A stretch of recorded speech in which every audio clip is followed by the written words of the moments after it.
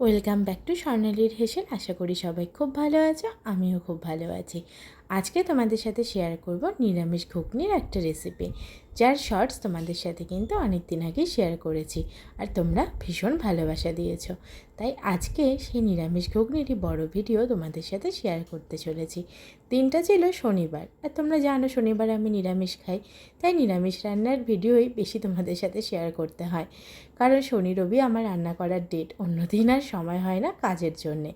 যাই হোক, তো সেদিন কী খাবো করতে করতে হঠাৎ করে মাথায় এলো ঘুগনি তো আমরা পেঁয়াজ কুচিয়ে আমিষভাবে অনেকভাবে খেয়ে থাকি, কিন্তু নিরামিষভাবে বানালে কেমন হয়।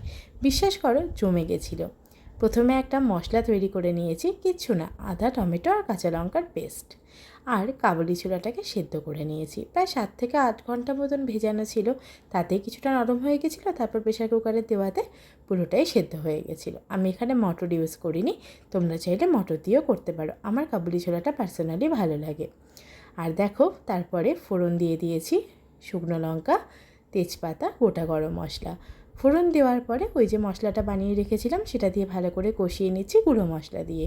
গুঁড়ো মশলা বলতে হলুদ গুঁড়ো, লঙ্কার গুঁড়ো, জিরে গুঁড়ো, ধনে গুঁড়ো, ব্যাস, এখন আর কিচ্ছু না। দিয়ে দিলাম পরিমাণ মতো নুন স্বাদের জন্য। দেখো, এবার মশলা থেকে তেল ছাড়ার আরম্ভ হবে। তেল ছাড়লেই মশলাটা কষে যাবে ভালো করে। এই সময় ভালো করে নাড়তে থাকবে যাতে নিচ থেকে নড়ে না যায়। তারপরেই দেখো দিয়ে দিয়েছি ওপর থেকে আলুগুলো আমি এখানে কাঁচা অবস্থাতেই দিয়েছি। তোমরা চাইলে মটরের সাথে বা কাবলি ছোলার সাথে সেদ্ধ করেও নিতে পারো বা ভেজেও নিতে পারো। আমার এরকমভাবে রান্না করতে বেশি সহজ লাগে আর খুব তাড়াতাড়ি সেদ্ধও হয়ে যায়। দেখো, দেখতে দেখতে কথা বলতে বলতেই কিন্তু আলু একদম সেদ্ধ হয়ে গেছে।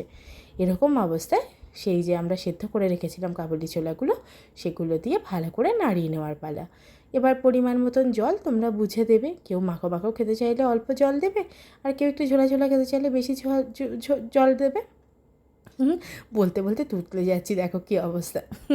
তারপর স্বাদের ব্যালেন্সের জন্য দিয়েছি চিনি, 2টো চেরা কাঁচা লঙ্কা, আর ওপর থেকে গরম মশলা, ঘি। তবে এর মাঝখানে কিন্তু একটা জিনিস আমি স্কিপ করেছি বলতে। কী বলো তো, এই রান্নার আসল হিরো যে, সেটা হচ্ছে এভারেস্টের ছোলে মশলা। সেটার জন্যই কিন্তু খেতে অপূর্ব সুন্দর হয়েছিল খেতে নিরামিষ ঘুগনি। আর তার সাথে করেছিলাম গরমা গরম ছাতুর কচুরি, যার রেসিপি তোমাদের সাথে অবশ্যই শেয়ার করব, শর্টস দেওয়া রয়েছে, তোমরা চাইলে আরও একবার চেক আউট করে নিতে পারো। দেখেছো কীরকমভাবে ফুলছে। বিশ্বাস করো, সেদিন হঠাৎ করে মাথায় চলে আসা এই রান্না দুটোর রেসিপি দিয়ে কিন্তু আমাদের রাতের খাবার একদম জমে গেছিলো। তোমাদের কেমন লাগলো অবশ্যই জানিও। ভালো লাগলে একটা লাইক করো, শেয়ার করো, আরও কীরকম রান্না দেখতে চাও তাও জানিও। আর ভালো লাগলে আমার ইউটিউব চ্যানেলটাকে প্লিজ একটা সাবস্ক্রাইব করে দিও। Bye bye. কেমন লাগলো অবশ্যই জানিও কিন্তু। সবাই খুব ভালো থেকো। সাথে এমনি নিয়ে নিয়েছিলাম একটু সস, তোমরা চাইলে অ্যাভয়েড করতে পারো। তবে আমার আবার এই ছাতুর কচুরি দিয়ে একটু নিরামিষ ঘুগনি দিয়ে আর ওপরে একটু সস দিয়ে খেতে কিন্তু পার্সোনালি দারুণ লাগে। টাটা, সবাই খুব ভালো থেকো। Bye bye.